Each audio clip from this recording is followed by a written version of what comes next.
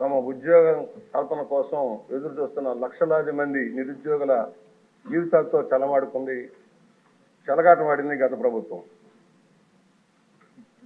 సంతలో పశువులను అమ్మినట్టుగా పోస్టులు అమ్మేశారు. మంత్రి గారి దృష్టిలో ఉందని అనుకుంటున్నాను. పాపం జగన్మోహన్ రెడ్డి గారికి ఇది పీనట్.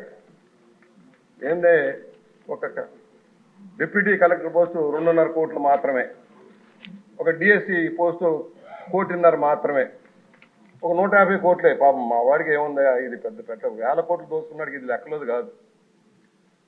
అందువల్ల కానీ పేద విద్యార్థుల జీవితాలతో చెలగమాడారు. 162 పోస్టులకి గత ప్రభుత్వంలో చంద్రబాబు గారు నోటిఫికేషన్ ఇస్తే ప్రభుత్వం మారాక ఆయన పబ్లిక్ సర్వీస్ కమిషన్ సొంత జాగీర్దారులాగా వాడుకున్నాడు.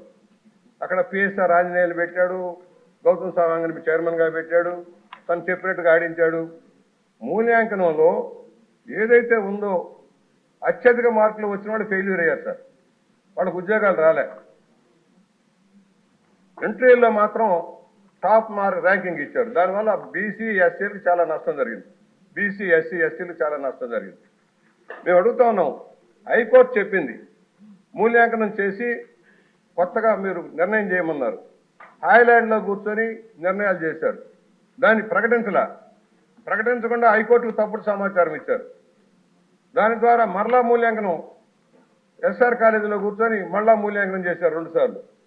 దాని ద్వారా తనకు ఎవరైతే డబ్బులు ఇచ్చారో తమ ప్రాబల్యం కలిగిన వాళ్ళకి, తమ అనుమాయులకి పదవులు కట్టబెట్టడం కోసం భారీ కార్యక్రమం చేశారు.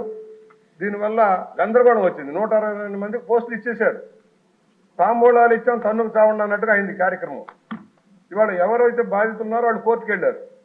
ఇవాళ కోర్టు జ్యూరిడిక్షన్లో ఉన్నా ప్రభుత్వం నిర్ణయం తీసుకోవాల్సిన అవసరం ఉంది. ఎందుకంటే న్యాయం చేయాలి, నిరుద్యోగులకు న్యాయం చేయాలి.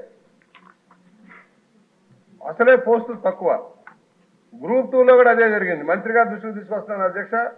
గ్రూప్ 2లో కూడా సేమ్ అదే పరిస్థితి వచ్చింది. గ్రూప్ 1లో ఎలా జరిగిందో గ్రూప్ 2లో కూడా అదే జరిగింది. భారీ ఎత్తున చేతులు మారింది డబ్బులు.